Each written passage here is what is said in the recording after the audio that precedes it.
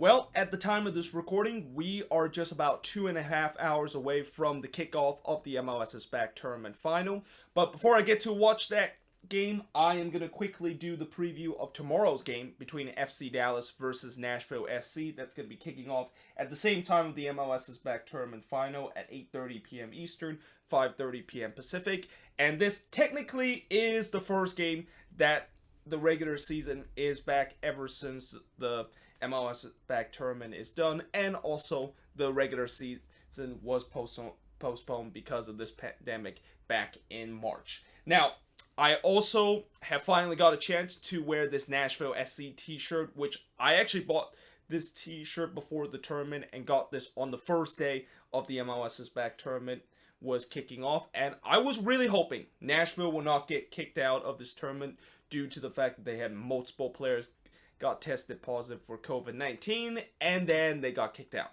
of the tournament. So this t-shirt has been basically in the back of my closet for over a month now, but I finally get to wear this t-shirt because Nashville SC is involved in this match, and they, alongside with FC Dallas, is going to be playing their first competitive match in over 5 months now. Now, if you go back to March and look at the first two games for both of these teams, Dallas, of course, won their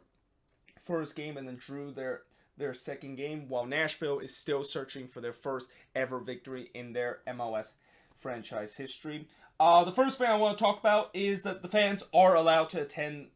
this game, and by the way, I spelled attend wrong here, and I forgot the "duh" at that word, but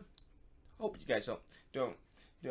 kind of worry about that minor kind of detail that is. But yeah, and tickets are already on sale in this game, and I believe tickets are already on sale on the FC Dallas website, although they actually use Axis as the ticketing website that they of course sell their match ticket, which I'm not a big fan of because I have problems before buying tickets from that Axis website. I also checked out the tickets for the game, and believe it or not, it is actually really cheap in terms of the tickets to attend this game. Like only $25 to attend the ticket, or $25 to attend this game. But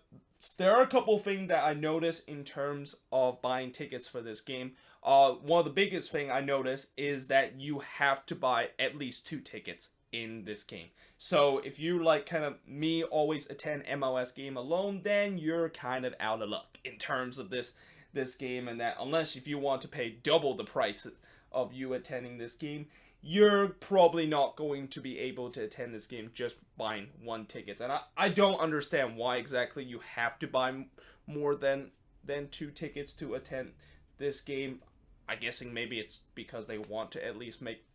some profit out of this game, so that they gotta make sure that they have at least everybody at least have to buy 2 tickets into this game if they want to attend. But the other thing that I also noticed is that there is no seat map in terms of where you can choose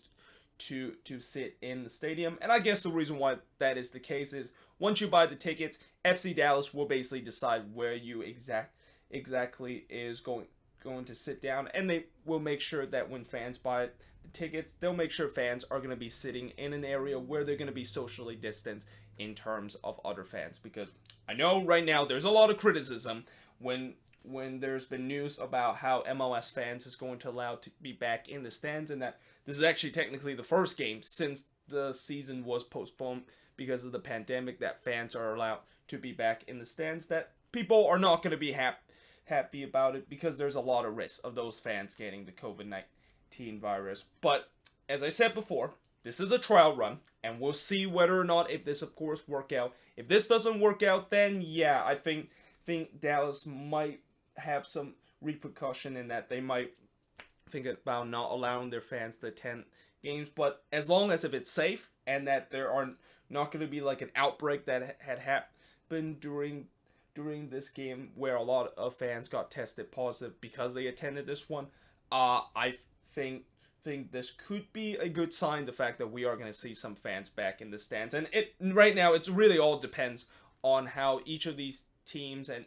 how their local government, whether or not if they allow to have fans back into the stands, and that there's going to be some team based on their local government that's going to say yes, and some teams that based on their local government that's going to say no, that we're not going to allow you to have fans back into the stands.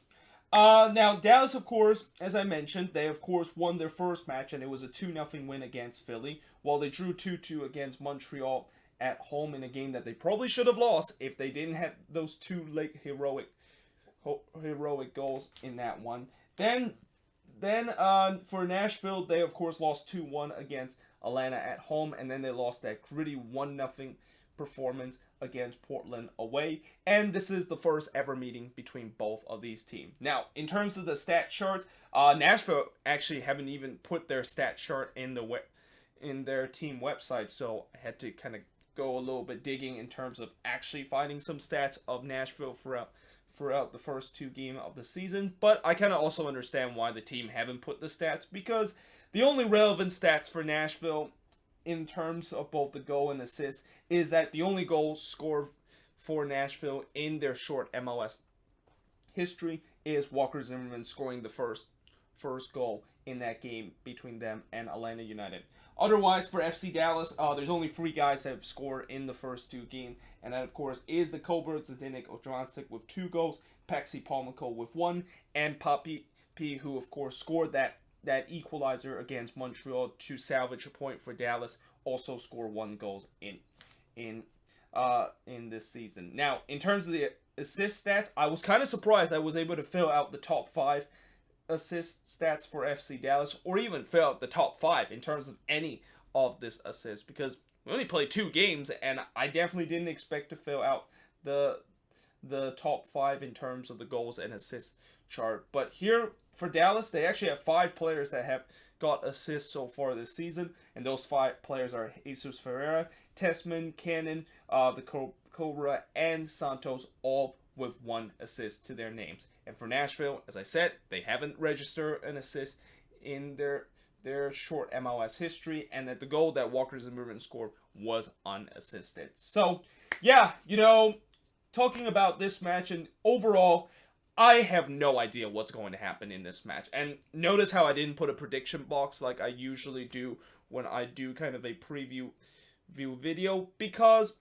I just don't know what's going to happen in this game. Like, again, this is the first time in over 5 months that both of these teams have played a competitive game, and that there's going to definitely be a lot of rust, and I will also expect there's going to be a player that's going to be cramping at the end of the game because of the fact that fitness is going to be a huge issue. And although humidity, I don't think it's going to be as bad as it is when when all these teams were playing in Orlando. The heat is definitely going to be an issue. And even though this game is going to be a night game, it is still going to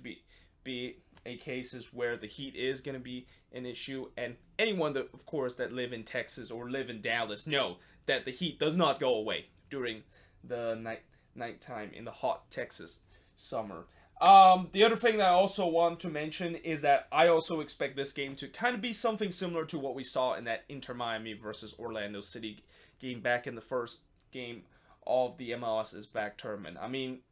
we know that game will be always remembered as the late winner that Nani scored in the 96th minute to give Orlando City the 2-1 win. But other than that, there wasn't really much we can remember from that game. I mean, it was a very slow-paced game, kind of a USL style kind of a game. The fact that both teams was really struggling in terms of getting a rhythm and also struggling with the fitness. This is going to be kind of the game that is. And that, unfortunately, if you are expect some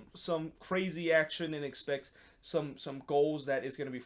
flying throughout this game, this probably might not be the game for you, and that this could be a little bit of a snooze fest, unless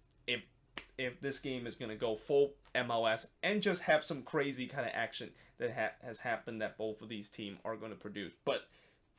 logically, I think this is going to be a relatively boring game, and I won't be surprised if either of these teams are going to really just take this game as a game where they're just going to try to get their fitness up to speed, and that in the second game of this kind of mini free games series that both of these teams are going to face for the rest of the season, that's when we're going to see both of these teams are going to be back up to match fitness speed, and we're going to see more more action and the game to have a little bit more rhythm than what we saw in this one alone. But there you have it. That is pretty much it for the quick preview of this game. Well, technically it wasn't really quick because it was a 10-minute long preview. But again, there's really not much I can talk about this game, and I'm not going to go super in-depth like what I did with the MLSisback tournament final. But that being said, hope you guys enjoyed this video. If you do, make sure you guys leave a like, smash that subscribe button, and yeah, I of course will see you guys next time.